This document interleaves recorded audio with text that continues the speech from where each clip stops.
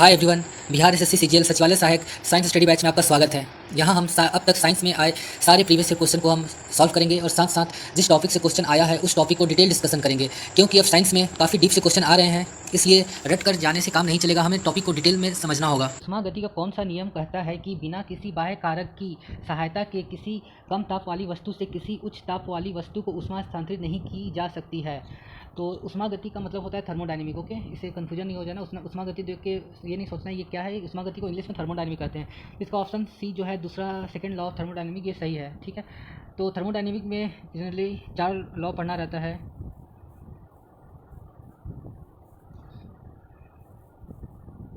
ठीक है, थर्मोडायनेमिक जिसे ऊष्मा गति हिंदी में कहते हैं, इंग्लिश में थर्मोडायनेमिक, इसमें टोटल 4 लॉ पढ़ना रहता है, जो कि ये सेकंड लॉ का क्वेश्चन था हमारा दूसरा नियम। सबसे पहला नियम को शून्य नियम कहते हैं। शून्य, इसको इंग्लिश में जीरोथ लॉ कहते हैं। ठीक है, ये क्या कहता है, जीरोथ लॉ ऑफ थर्मोडायनेमिक। ये कहता है कि सपोज एक बॉडी ए है, ये फर्स्ट बॉडी है हमारा, ये सेकेंड बॉडी है और ये हमारा थर्ड बॉडी है। इसमें एक वर्ड होता है इक्विलिब्रियम, जिसको हिंदी में कहते हैं संतुलन। संतुलन का मतलब होता है, अगर हम बोलेंगे कि बॉडी ए हमारा संतुलन में है, तो बॉडी ए में ना हीट अंदर की ओर एनर्जी ना अंदर की ओर आ रहा है, ना इससे बाहर की ओर एनर्जी जा रहा है। अगर कुछ ऐसा कंडीशन होगा तो इसको हम कहते हैं संतुलन। और यही अगर हीट के रेस्पेक्ट में ऐसा कंडीशन होगा तो यानी कि हीट एनर्जी इसमें ना अंदर आ रहा है, ना यहाँ से हीट एनर्जी बाहर जा रहा है, तो इसे कहेंगे थर्मल इक्विलिब्रियम। तो फर्स्ट जीरोथ लॉ जो है ये कहता है कि अगर एक बॉडी है, फर्स्ट बॉडी जो कि थर्ड बॉडी यानी बॉडी सी के साथ थर्मल इक्विलिब्रियम में है, मतलब ए से सी की ओर हीट नहीं जा रहा है और सी से ए की ओर भी हीट नहीं आ रहा है। उसी प्रकार एक बॉडी बी है, सेकंड बॉडी, जो थर्ड बॉडी के साथ थर्मल इक्विलिब्रियम में है, यानी बॉडी बी से सी की ओर हीट नहीं जा रहा है और सी से बी की ओर कोई हीट नहीं आ रहा है। तो ऐसे केस में body A and body B भी थर्मल इक्विलिब्रियम में ही रहेंगे। ये है हमारा जीरोथ लॉ ऑफ थर्मोडायनेमिक। तो एग्जाम में इसका एक्चुअली एप्लीकेशन पूछा जाता है कि जीरोथ लॉ ऑफ थर्मोडायनेमिक का यूज कहाँ है, तो इसका यूज होता है थर्मामीटर में। ठीक है, इसका यूज होता है थर्मामीटर।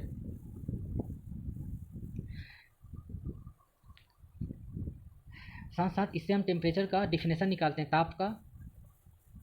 जीरोथ लॉ हमारा ताप का डिफिनेशन भी देता है, मतलब परिभाषा देता है। ठीक है, इससे ताप का डिफिनेशन निकाल लेते हैं और थर्मामीटर का जो बेसिक प्रिंसिपल है वो जीरोथ लॉ पे डिपेंड करता है। अब हमारा अगला है फर्स्ट लॉ ऑफ थर्मोडायनेमिक। जो हमारा फर्स्ट लॉ ऑफ थर्मोडायनेमिक है ये क्या कहता है, सपोज एक सिस्टम है, इसमें यहाँ कुछ गैस भरा हुआ है सपोज कर लीजिए, और ये एक पिस्टन है। ठीक है, पिस्टन, अगर इसमें हम बाहर से कुछ एनर्जी देंगे, सपोज हम इसमें बाहर से क्यू एनर्जी दे रहे हैं, the amount of energy added to a system. तो इसका स्टेटमेंट है the amount of energy added to a system is equal to the change in the range in internal energy of a system plus amount of work done. ठीक है, तो इसका ये कहता है, सपोज ये एक सिस्टम है जिसमें हम बाहर से क्यू एनर्जी दे रहे हैं, सपोज ये 10 जूल एनर्जी दे रहे हैं, तो इसका इंटरनल एनर्जी सपोज पहले 5 था और अब बढ़ के 7 हो गया, तो चेंज कितना हुआ, 2 जूल। इसको कहेंगे del U, change in internal energy, मतलब आंतरिक ऊर्जा में उसका कितना परिवर्तन हुआ, उसको डेल यू से इंडिकेट करेंगे 2 जूल। तो रेस्ट एनर्जी कितना बच गया, 8 जूल। तो ये क्या करेगा, सिस्टम 8 जूल एनर्जी से वर्क करेगा। ये क्या करेगा, पिस्टन को ऊपर की ओर ठेल देगा, पिस्टन को ऐसे ठेल देगा और यहाँ पे W वर्क करेगा। तो ये वर्क का वैल्यू कितने के बराबर होगा, 8 जूल के बराबर होगा। तो फर्स्ट लॉ ऑफ थर्मोडायनेमिक यही कहता है कि the amount of energy added to a system Q is equal to the change in internal energy of a system plus the amount of work done. ये हमारा फर्स्ट लॉ है। अगर हम क्या करेंगे, W को सपोज इस साइड लेके आ जाएंगे तो हमारा क्या आ जाएगा, डेल यू, इसको कहेंगे change in internal energy Q minus W। तो ये कभी कभी ऑप्शन में ये दोनों दे देता है और बोलता है कि फर्स्ट लॉ ऑफ थर्मोडायनेमिक का स्टेटमेंट कौन सा सही है। और मैंने आपको फर्स्ट लॉ ऑफ थर्मोडायनेमिक का स्टेटमेंट बता दिया, जो amount of energy added to a system, the amount of energy added to a system is equal to change in internal energy plus amount of work done. इसको दूसरे शब्दों में ऐसे कहा जाता है, the change in internal energy, क्या हमारा चेंज इन इंटरनल एनर्जी है, इज इक्वल टू डिफरेंस।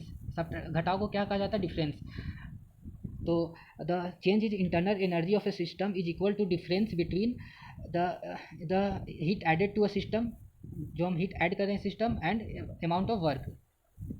तो ये दोनों प्रकार से इसका स्टेटमेंट को पूछता है। तो फर्स्ट लॉ ऑफ थर्मोडायनेमिक किस पर बेस्ड है, ये क्वेश्चन काफ़ी बार पूछा है एग्जाम में। जो फर्स्ट लॉ ऑफ थर्मोडायनेमिक है ऊर्जा संरक्षण सिद्धांत पे बेस्ड है। ठीक है, ऊर्जा संरक्षण यानी कि ये कंजर्वेशन कंजर्वेशन ऑफ एनर्जी पे बेस्ड है। ये काफ़ी बार पूछा है, क्योंकि ये कंजर्वेशन ऑफ एनर्जी पे बेस्ड है, इसीलिए इसको यूनिवर्सल लॉ भी कहते हैं। ठीक है, यूनिवर्सल लॉ मतलब सर्वत्र नियम भी कहते हैं इसे, क्योंकि ये कंजर्वेशन ऑफ एनर्जी पे बेस्ड है। ये क्वेश्चन पूछता है कि फर्स्ट लॉ किस पे बेस्ड है, और साथ साथ ये वाला पूछता है Q equal to change in internal energy plus amount of work done, या फिर U, सॉरी यहाँ पे W होगा, थोड़ा सा इसको ठीक कर देता हूँ, यहाँ पे W होगा। ओके, या फिर Q को उधर W को उधर लेके जाता है और ऐसे करके पूछता है, ये दो चीज़ पूछता है। ठीक है, ये दोनों स्टेटमेंट पूछ लेता है, ये वाला, और साथ साथ ये कब पूछ देता है, और ये कौन सा नियम पे बेस्ड है, जो हमारा फर्स्ट लॉ ऑफ थर्मोडायनेमिक है, तो ऊर्जा संरक्षण सिद्धांत पे बेस्ड है, और इसको यूनिवर्सल लॉ भी कहते हैं। अब इसका एप्लीकेशन क्या है,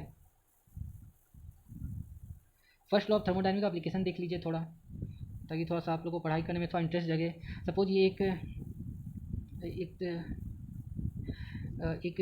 कुछ यहाँ पे हम वाटर भरे हैं, ठीक है, वाटर, और इसको हम बाहर से हीट दे रहे हैं, Q अमाउंट ऑफ हीट दे रहे हैं, तो ये क्या होगा, इससे सिस्टम का इंटरनल एनर्जी कुछ चेंज होगा, और साथ साथ ये वाटर किस में चेंज हो जाएगा, ये गैस में चेंज हो जाएगा, और इस गैस को हम एक पतला सा पाइप से निकाल कर हम टरबाइन के ऊपर डालते हैं, ऐसे कर कर। ठीक है, ओके, तो हम यहाँ क्या करते हैं, एक हमारा एक सिस्टम है जिसमें पानी भरा हुआ है, इसमें हम बाहर से Q amount of heat add करते हैं, तो इससे क्या होता है, इसका एक इंटरनल एनर्जी हमारा इसके अंदर का इंटरनल एनर्जी चेंज होता है, साथ साथ ये वाटर गैस में कन्वर्ट हो जाता है, और एक पतला सा पाइप से प्रेशर से, काफ़ी ज़्यादा प्रेशर से हम इसे टरबाइन के ऊपर डालते हैं, तो इससे क्या होता है, टरबाइन हमारा घूमने लगता है, और ये टरबाइन से हम एक जनरेटर जोड़ देते हैं, तो जनरेटर से हमारा क्या इलेक्ट्रिसिटी पैदा होता है। तो इस प्रकार हम इलेक्ट्रिसिटी को पैदा करते हैं, और ये हीट हम कहाँ से लाते हैं, तो कोयला को जलाकर। तो चूंकि हम ये कोयला को जलाकर हीट पैदा कर ले, तो इस प्रकार के प्लांट को थर्मल पावर प्लांट कहते हैं। ठीक है,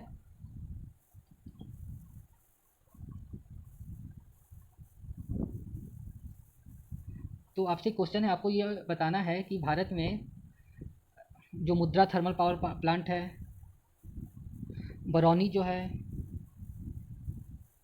और एक तलचर, ये तीनों थर्मल पावर प्लांट कहाँ है, मुद्रा, बरौनी, तलचर, ये तीनों थर्मल पावर प्लांट भारत में कहाँ है, आपको ये बताना है। ठीक है, अब हम सेकेंड लॉ ऑफ थर्मोडायनेमिक को देखते हैं। इसमें दो स्टेटमेंट आता है, एक केल्विन का रहता है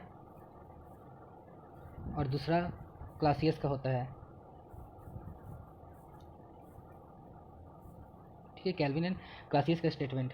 तो केल्विन ने क्या कहा था हमारा, तो केल्विन का कथन क्या था, केल्विन ने क्या कहा था, सपोज ये एक मशीन है, ठीक है, ये एक मशीन है, तो केल्विन ने कहा था हम कोई भी ऐसा मशीन का निर्माण नहीं कर सकते जो बाहर से Q उष्मा लेकर या फिर Q अमाउंट ऑफ हीट लेकर सारा का सारा हीट को वर्क में कन्वर्ट कर दे। ओके, तो यहाँ से हमें क्या पता चलता है कि जो मशीनों का दक्षता होता है या फिर इफ़िशियंसी होता है, हमेशा एक से कम होता है। ये बार बार पूछा जाता है, कौन सा लॉ थर्मोडायनेमिक कहता है कि मशीन का एफिशिएंसी 100% नहीं होता या फिर 100% से कम होता है, और यहाँ से एफिशिएंसी का फॉर्मूला बनता है W/Q। तो ये हमारा केल्विन का कहना था कि हम कोई भी ऐसा मशीन का निर्माण नहीं कर सकते हैं जो कि Q अमाउंट अगर बाहर से हीट ले रहा है और सारा का सारा हीट को वो वर्क में कन्वर्ट कर दे, Q अमाउंट जो हीट है सारा को वर्क में कन्वर्ट कर दे, ऐसा कोई भी मशीन बनाना पॉसिबल नहीं है। अब क्लासियस का स्टेटमेंट देखते हैं। क्लासियस में सपोज एक हमारा एक हॉटर बॉडी है और ये कोल्ड बॉडी है, ठंडा, ये गर्म वस्तु है और ये ठंडा वस्तु है, तो स्वतः क्या होता है, खुद ब खुद गर्म वस्तु से ठंडा वस्तु की ओर हीट फ्लो करता है। ठीक है, लेकिन अगर हम चाहते हैं कि कोल्ड वस्तु से हॉटर वस्तु की ओर हीट ट्रांसफ़र हो, और हम चाह रहे हैं ये जो कोल्ड वस्तु है उससे हॉटर वस्तु की ओर हीट ट्रांसफ़र हो, तो ऐसे में हमें एक मशीन यूज करना पड़ेगा, और ये मशीन हमेशा बाहर से कुछ ना कुछ एनर्जी लेगा, Q अमाउंट ऑफ एनर्जी लेगा। तो क्लासियस का यही कहना था कि हम कोई भी ऐसा स्वचालित मशीन नहीं बना सकते हैं जो कि कोल्ड वस्तु से हॉटर वस्तु की ओर ऊष्मा को ट्रांसफ़र कर दे बिना कोई बाहर से ऊर्जा लिए। तो हमेशा ये जो मशीन बनाएंगे कोल्ड वस्तु से हॉटर वस्तु की ऊष्मा को ट्रांसफ़र करने के लिए हमेशा बाहर से कुछ ना कुछ ऊर्जा लेगा। इसका एग्जांपल होता है रेफ्रिजरेटर।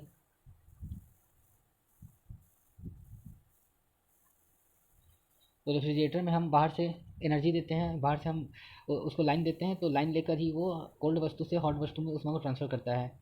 तो यहाँ पर इसका एप्लीकेशन देख लेते हैं सेकेंड लॉ का। तो एक हमारा एप्लीकेशन हो गया इसका हीट पंप में, या फिर हीट मोटर में, हीट इंजन सोच लीजिए, हीट इंजन या पंप या मोटर कुछ भी हो सकता है, हीट इंजन या हीट पंप में। दूसरा रेफ्रिजरेटर में, इसका दूसरा यूज़ क्या होता है, इससे जो टेम्परेचर का फ्लो टेम्परेचर किस दिशा में बहेगी। ताप ताप मतलब गर्म वस्तु से ठंडी वस्तु की ओर फ्लो करता है, मतलब ताप का डायरेक्शन पता चलता है। जो हमारा जीरोथ लॉ था, शून्य नियम था, उससे ताप का परिभाषा मिला था हमें, ठीक है, लेकिन ताप का डायरेक्शन नहीं मिला था कि ताप गर्म वस्तु से ठंडा वस्तु की ओर फ्लो करेगी। लेकिन यहाँ से हमें ताप का डायरेक्शन मिला कि ताप हमेशा गर्म वस्तु से ठंडी वस्तु की ओर स्वतः ही फ्लो करता है। ओके, इसी में एक एंट्रोपी होता है।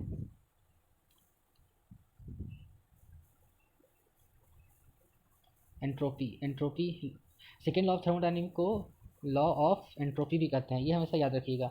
कौन सा लॉ को लॉ ऑफ एंट्रोपी कहते हैं, तो सेकेंड लॉ को लॉ ऑफ एंट्रोपी कहते हैं, यानी उत्क्रम का माप। ठीक है, इसको हिंदी में कहेंगे उत्क्रम का माप। तो एंट्रोपी क्या होता है, कोई भी सपोज ये एक गैस का जार है, जैसे गैस मॉलिक्यूल है, तो रूम टेम्परेचर में स्वतः ही कोई इधर भागेगा, कोई इधर भागेगा, कोई इधर भागेगा, रेंडमली जहाँ मन वहाँ ये भागते रहते हैं, इसी को एंट्रोपी कहते हैं। ये गैस में भी होता है, लिक्विड में भी होता है, और साथ साथ हमारा सॉलिड में भी होता है। तो ये सारा इधर उधर रूम टेम्परेचर पे भागते हैं, तो इसी को एंट्रोपी कहते हैं। यानी एंट्रोपी क्या हो गया, हमारा डिग्री ऑफ रेंडमनेस, या फिर एंट्रोपी हो गया हमारा डिग्री ऑफ डिसऑर्डरनेस। इसे एंट्रोपी कहते हैं, यानी उत्क्रम कहते हैं। आगे चलते हैं थर्ड लॉ की ओर।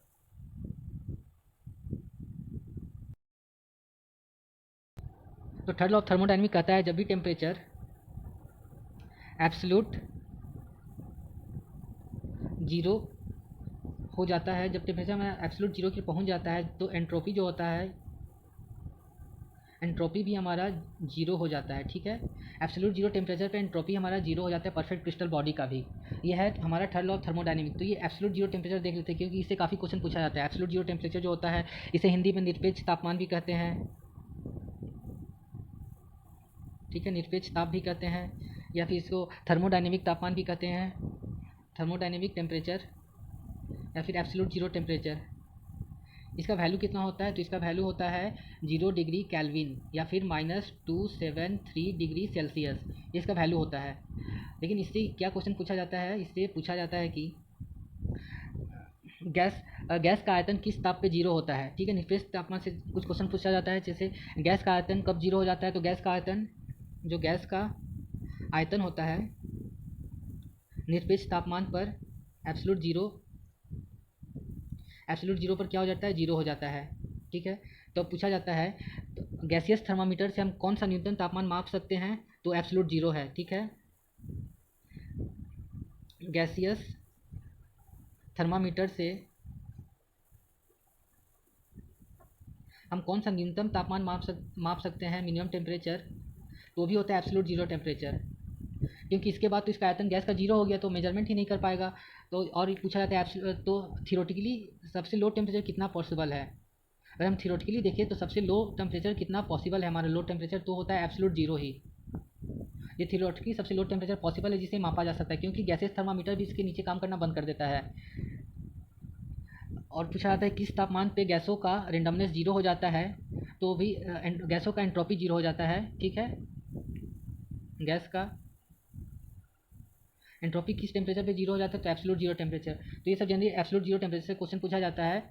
यहाँ पर एक फ्रेंड, आप टेम्परेचर में रिलेशनशिप हमेशा याद रखिएगा, C/5 equal to F-32/5 equal to Fahrenheit हो गया, और ये हमारा कैल्विन होता है ना, हाँ, कि -273 डिवाइडेड बाई 5, कुछ गड़बड़ हो रहा है यहाँ पे, 9 होगा। ओके, ये रिलेशन है। ठीक है, C/5 equal to F-32/9 equal to K-273/5, ये एक रिलेशन, इसको याद रखिएगा। अगर आप इससे इस दोनों की इक्वेट कर दीजिएगा तो क्या आएगा, C/5 इक्वल टू K-273/5, ये 5 कट जाएगा, और हमारा फाइनल जो रिजल्ट आएगा C equal to K-273 degree Celsius. ये हमारा कैल्विन, ये सेल्सियस और कैल्विन में रिलेशन आ गया। इसी प्रकार हम सेल्सियस और एफ से फ़ारेनहाइट होता है, तो अगर हम सेल्सियस और फ़ारेनहाइट में रिलेशन निकालना सीखे तो ये होता है हमारा C/5 equal to Fahrenheit -32 divided by 9, ये रिलेशन होता है C और F में। यहाँ से एक क्वेश्चन पूछता है कौन सा ताप पर, कौन सा टेम्परेचर पर Celsius scale and Fahrenheit scale का रीडिंग जो है सेम आता है। ठीक है, कौन सा टेम्परेचर पे आता है, तो -40 डिग्री सी होता है और आंसर -40 डिग्री फ़ारेनहाइट होता है। अब यहाँ कहीं भी -40 रख दीजिए, देखिए आंसर आ जाएगा। सपोज यहाँ आप -40 रख दीजिएगा तो बाई 5 डिवाइडेड बाई F-32/9। अब इसे सॉल्व कीजिएगा तो 8 बार में कटेगा और ये 9 ऊपर जाएगा, मल्टीप्लाई हो जाएगा, -72 इक्वल टू F-32। ठीक है, अब ये -72 + 32 इक्वल टू एफ़, तो एफ़ का वैल्यू कितना आ जाएगा, 0 7 में 3 के 4, -40, तो -40 क्या आएगा फ़ारेनहाइट। तो यही मैंने बताया था, -40 डिग्री सेल्सियस या फिर -40 डिग्री फ़ारेनहाइट, ये ऑप्शन में रहेगा। ये क्वेश्चन पूछा जाता है किस टेम्परेचर पे सेल्सियस स्केल फ़ारेनहाइट स्केल का टेम्परेचर सेम आता है। हमारा यदि एक अवतल तो क्वेश्चन है हमारा, यदि एक अवतल दर्पण में वस्तु एवं प्रतिबिंब दोनों वक्रता केंद्र पर है तो प्रतिबिंब होगा। ऑप्शन ए वस्तु से बड़ा, वस्तु से छोटा, ऑप्शन सी वस्तु के समान आकार का और ऑप्शन डी आभासी। तो सही आंसर होगा इसका ऑप्शन सी। ऑप्शन सी जो वस्तु के समान आकार का, इसका सही आंसर होगा। तो ये क्वेश्चन अवतल दर्पण यानी कि कनकेव मिरर का है। तो कनकेव मिरर में हम इमेज फॉर्मेशन देख लेते हैं। जो हमारा कनकेव मिरर होता है वो कुछ इस प्रकार का दिखता है। ठीक है, ये हमारा कनकेव मिरर है। इस पॉइंट को हम पोल कहते हैं। इसे फोकस करते हैं, इसे सी यानी कि सेंटर ऑफ कर्वेचर कहते हैं। और ये जो लाइन है, इस लाइन को हम इसको प्रिंसिपल एक्सिस कहते हैं। ठीक है, मुख्य अक्ष कहते हैं। और ये हमारा जो है सेंटर ऑफ कर्वेचर, इसको वक्रता केंद्र कहते हैं हिंदी में। ठीक है, और ये हमारा फोकस है, ये पोल है। पोल को हिंदी में ध्रुव कहते हैं। तो इमेज फॉर्मेशन के इमेज बनाने के लिए हमें 3 कंडीशन को समझना जरूरी होता है। पहला कंडीशन, एक, अगर कोई भी लाइट इस प्रिंसिपल एक्सिस के पैरेलल यानी प्रिंसिपल एक्सिस के समानांतर जब होती है तो वो फोकस से चली जाती है। ठीक है, तो फर्स्ट कंडीशन क्या है, अगर हमारा जो लाइट होगा, प्रकाश होगा, वो पैरेलल किसका होगा, इसका मतलब समानांतर या फिर पैरेलल होता है प्रिंसिपल एक्सिस का। ठीक है, तो वो कहाँ से चली जाएगी, रिफ्लेक्शन के बाद वह फोकस से चली जाएगी। इसको मैं थोड़ा ठीक कर देता हूँ।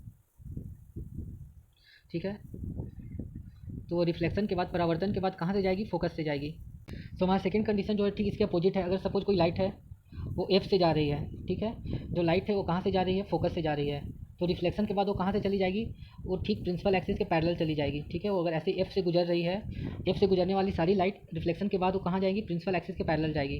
रिफ्लेक्शन के बाद वो क्या हो जाएगी, पैरेलल हो जाएगी किसकी, प्रिंसिपल एक्सिस की हो जाएगी। ठीक है, और तो जो हमारा थर्ड कंडीशन वो कहता है कि अगर कोई लाइट सी से जाएगी, सेंटर ऑफ कर्वेचर जो वक्रता केंद्र है उसे जाएगी, तो वो रिफ्लेक्शन के बाद, मिरर से रिफ्लेक्शन के बाद अपने ही पथ पे वापस आ जाएगी, यानी वो सी से ही वापस आ जाएगी। सपोज ये लाइट है, ये कहाँ से गुजर रही है, सी, सेंटर ऑफ कर्वेचर यानी कि वक्रता केंद्र से गुजर रही है, तो रिफ्लेक्शन के बाद वो क्या हो जाएगी, अपने ही सेम पाथ से वापस आ जाएगी। ठीक है, मतलब वो सी से ही गुजरेगी रिफ्लेक्शन के बाद। तो बस हमें ये 3 कंडीशन को ध्यान में रखना है। इसके बाद हम अगर वो हमारा कनकेव मिरर अवतल दर्पण से कुछ भी क्वेश्चन पूछा जाता है वो आसानी से बन जाएगा। ठीक है, तो हम एक बार बस उसे इमेज बनाना। ये कनकेव मिरर है हमारा, ये फोकस है, और ये हमारा यहाँ पर सी है। ठीक है, तो इसमें कंडीशन पूछा जाता है वस्तु का पोजीशन दिया रहेगा। उसके बाद पूछा जाएगा इमेज कहाँ बन रहा है, प्रतिबिंब कहाँ बन रहा है, उसके बाद उसका साइज एंड उसके बाद उसका नेचर पूछा जाता है। ठीक है, नेचर पूछा जाता है। तो हमारा फर्स्ट कंडीशन है, इसको थोड़ा कॉपी कर लिया जाए, कॉपी किससे होता है, हाँ। तो हमारा फर्स्ट कंडीशन है कि वस्तु कहाँ रहेगी, इन्फिनिटी पे। इस साइन को इन्फिनाइट कहा जाता है। ठीक है, अनंत पे, वस्तु अनंत पे रहेगी। तो जब भी वस्तु अनंत पे रहती है तो सारी रेज कहाँ से जाती है, फोकस से गुजरती है। ठीक है, वस्तु अनंत पे है तो जो भी रे आएगा वो क्या होगा, प्रिंसिपल एक्सिस के पैरेलल होगा, और जो भी रे प्रिंसिपल एक्सिस का पैरेलल होता है वो हमें पता है कि वो फोकस से गुजर जाता है।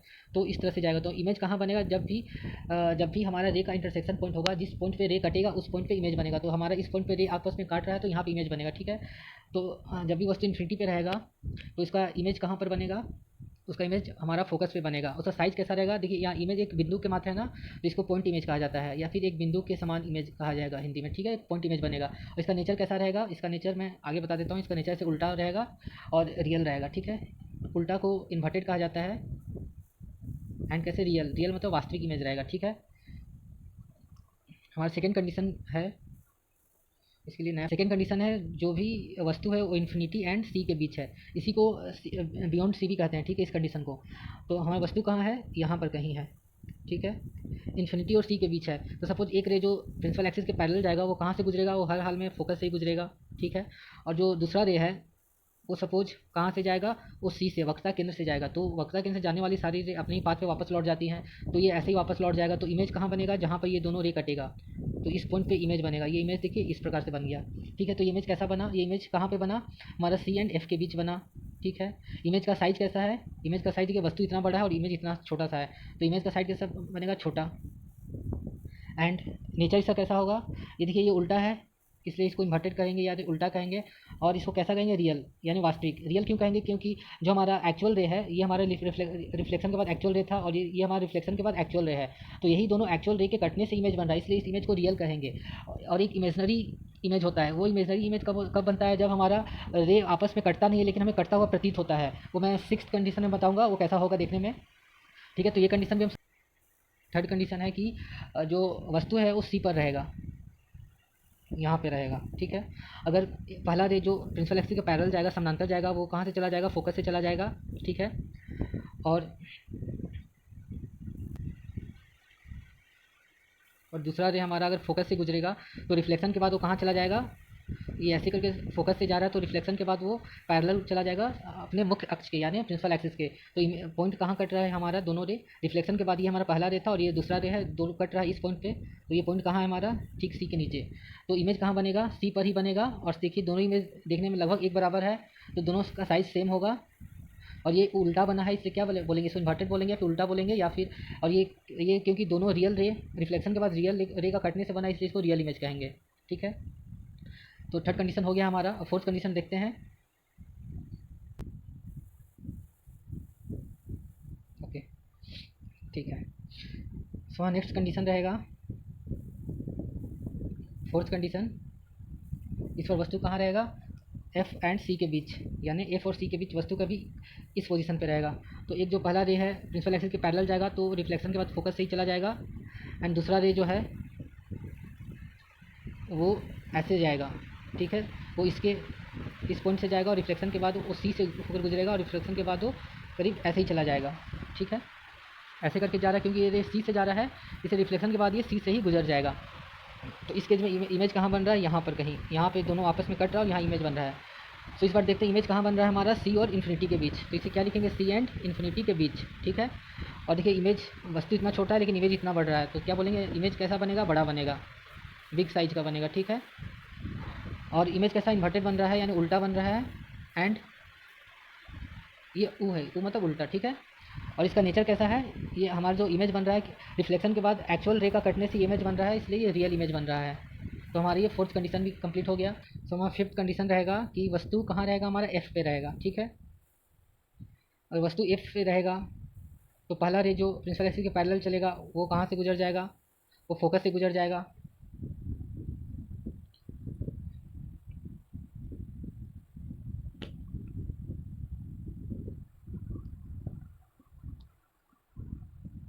और दूसरा रे जो सी के पैरेलल गुजरेगा वो भी यहाँ से गुजर जाएगा, जो सी के जो सी से होकर गुजरेगा वो रिफ्लेक्शन के बाद सी से गुजर जाएगा। तो इस केस में देखिए ये दोनों रे आपस में मिल नहीं रहा है। अगर रे आपस में मिल नहीं रहा है तो ये बहुत आगे जाकर मिलेगा। इस कंडीशन में रे कहाँ मिलेगा, इन्फिनिटी पे मिलेगा, ठीक है। वस्तु कहाँ एफ पर है, फोकस पे है, तो रे आपस में कहाँ मिलेगा, फोकस इन्फिनाइट पे जाके मिलेगा। तो इन्फिनाइट पे बनेगा तो साइज बहुत बड़ा बनेगा, क्योंकि रियल रे का कटने से बन रहा है इसलिए रियल इमेज बनेगा, एंड उल्टा बनेगा इसलिए इन्वर्टेड इमेज बनेगा। तो हमारा लास्ट केस है कि 6 नंबर, वस्तु एफ एंड पी के बीच, पी मतलब ध्रुव, पोल, ये हमारा पी है। सॉल्व करते हैं, सी हमारा ये है, ये एफ है, एफ और सी के बीच है। इस केस में ये रे गया प्रिंसिपल एक्सिस के पैरेलल है तो सी से ही जाएगा, एफ से जाएगा, और ये रे हमारा सी से जा रहा है तो कुछ ऐसा दिखेगा। ये तो साफ़ कर देता हूँ। और दूसरा रे जो हमारा ऐसे करके सी से जा रहा है,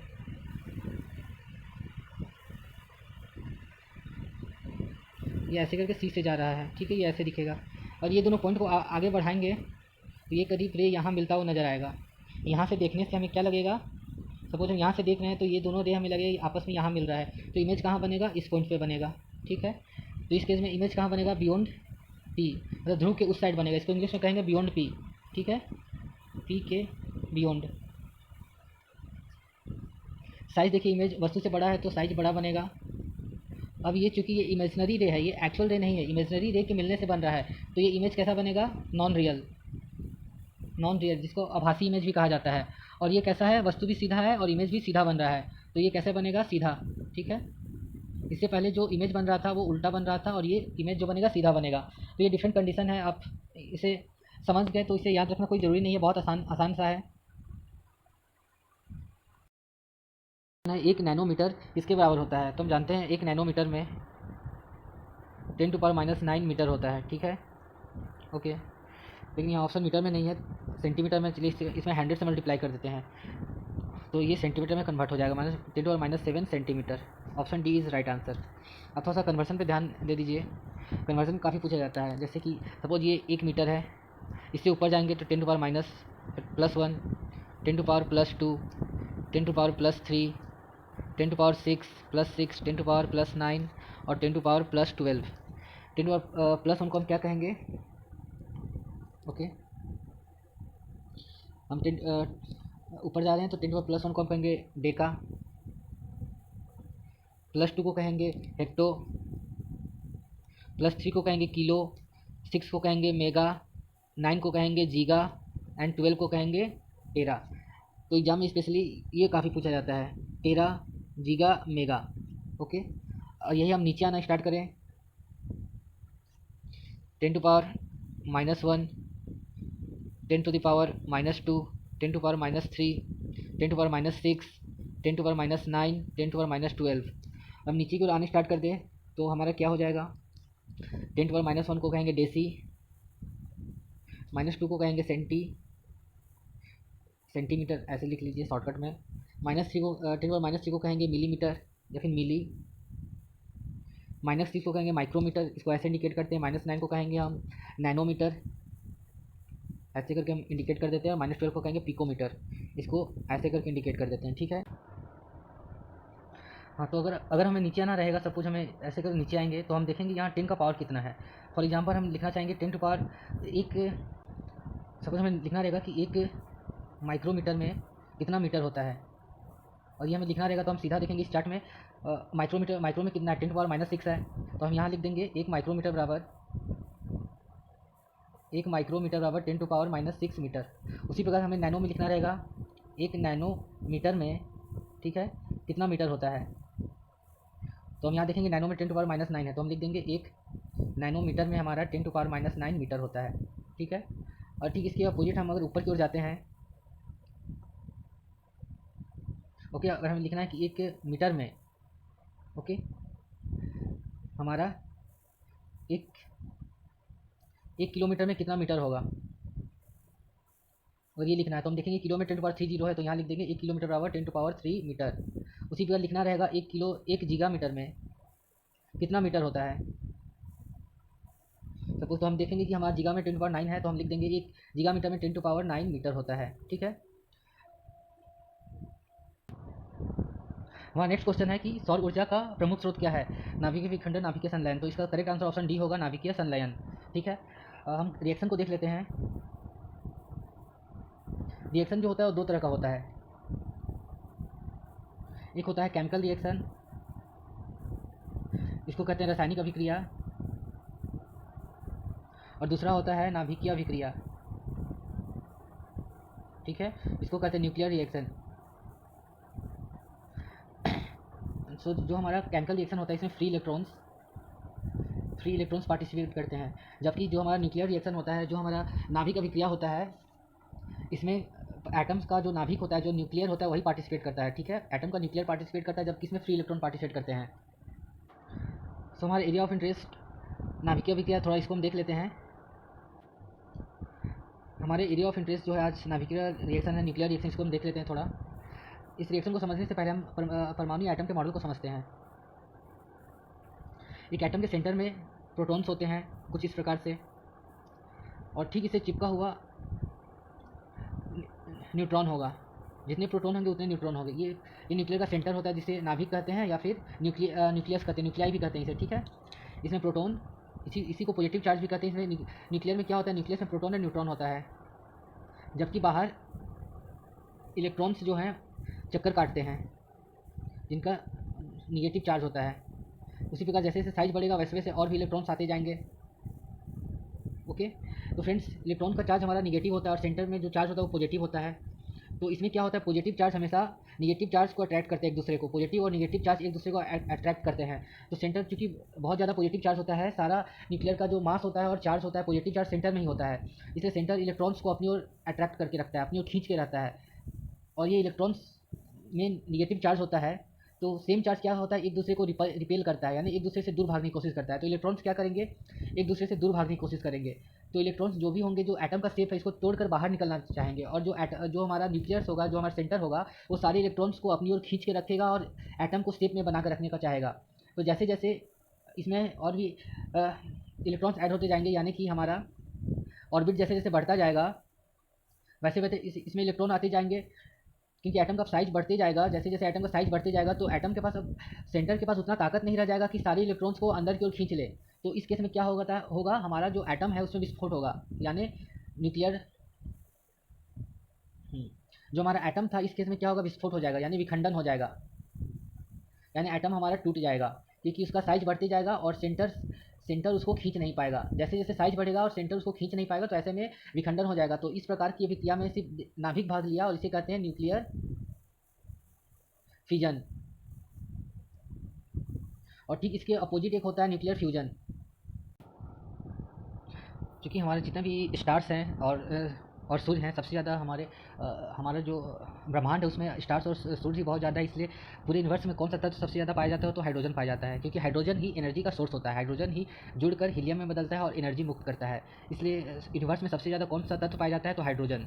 ठीक है, और सूर्य और तारों का ऊर्जा का सोर्स क्या है, स्टार, एंड सन का ऊर्जा का सोर्स क्या है, तो संलयन है। ये दो क्वेश्चन पूछा जाता है।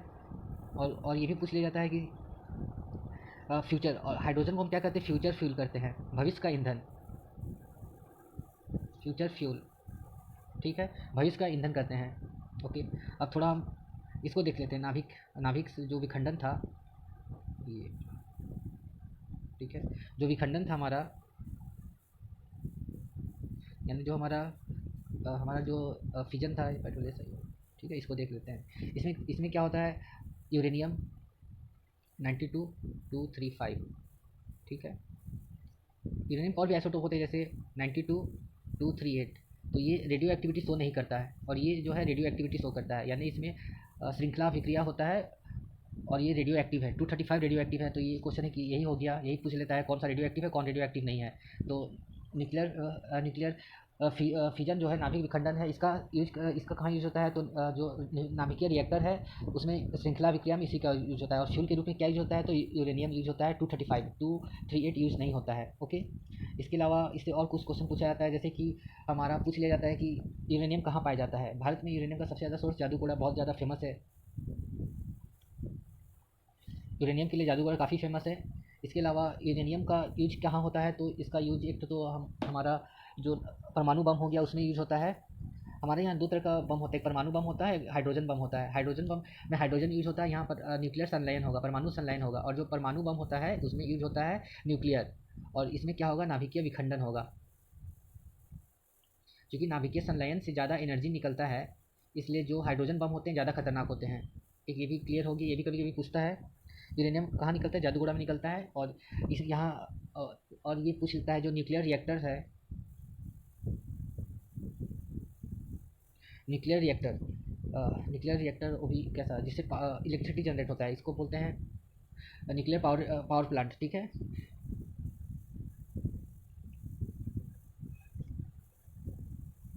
न्यूक्लियर पावर प्लांट में न्यूक्लियर रिएक्टर बनाया जाता है, जहाँ पर यूरेनियम का विखंडन होता है और यहाँ से बहुत ज़्यादा ताप उत्पन्न होता है, और इस ताप को हम पानी गर्म करते हैं। सपोज ये रिएक्टर है, ये न्यूक्लियर रिएक्टर है, यहाँ पे विखंडन होगा यूरेनियम में और यहाँ से बहुत ज़्यादा ताप जनरेट होता है, और इससे हम वाटर को गर्म करते हैं और टरबाइन को घुमाकर बिजली पैदा करते हैं। यहाँ जनरेटर लगा देते हैं जो कि इलेक्ट्रिसिटी प्रोड्यूस करता है। तो यहाँ से क्वेश्चन पूछा जाता है, जो हमारा न्यूक्लियर पावर प्लांट है ये कहाँ कहाँ है। कुछ न्यूक्लियर पावर प्लांट का नाम पूछा जाता है, तो नाम नोट कर सकते हैं। एक तारापुर, ये महाराष्ट्र में है। ये भारत का सबसे ओल्डेस्ट या भारत का फर्स्ट न्यूक्लियर पावर प्लांट यही था। ठीक है, इसके बाद एक रावत भाटा, रावत भाटा, ठीक है, ये कहाँ है, राजस्थान में है। इसके बाद तमिलनाडु में दो है, दो फेमस है, एक कुडनकुलम, तो क्लियरली लिख देता हूँ इसे,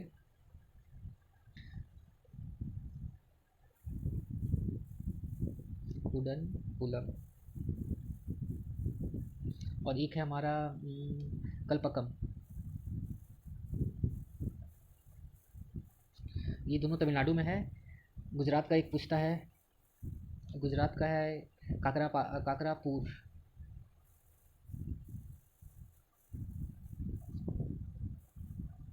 इसके अलावा एक कर्नाटक का है कैगा।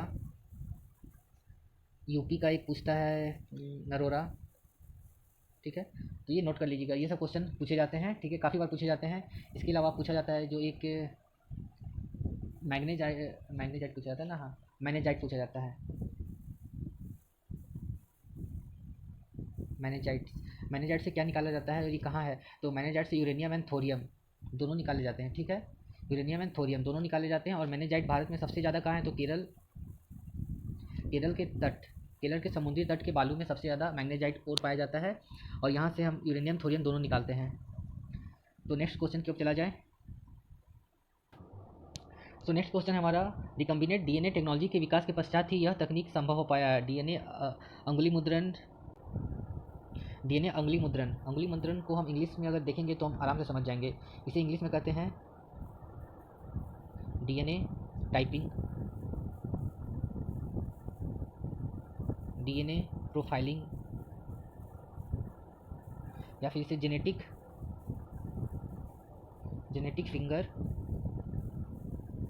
फिंगर प्रिंटिंग भी इसी का नाम है, ठीक है, जेनेटिक फिंगर प्रिंटिंग, अंगुली मुद्रण यानी फिंगर प्रिंटिंग। तो इसमें जहाँ भी चोरी चमारी होता है वहाँ पर आप देखे होंगे सीआईडी वगैरह में, वहाँ पे सीरियल में, वहाँ पे सीआईडी जाकर सैंपल इकट्ठा करता है और उस सैंपल का डीएनए वेरिफिकेशन से ये पता कर लेता है कि ये किसने कांड किया है, ठीक है। तो ये वही क्वेश्चन पूछ रहा है।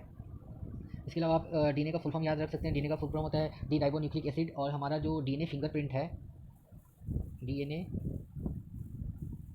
फिंगर प्रिंटिंग संस्था कहाँ है हमारा, फिंगर प्रिंटिंग संस्था ये हमारा हैदराबाद में है।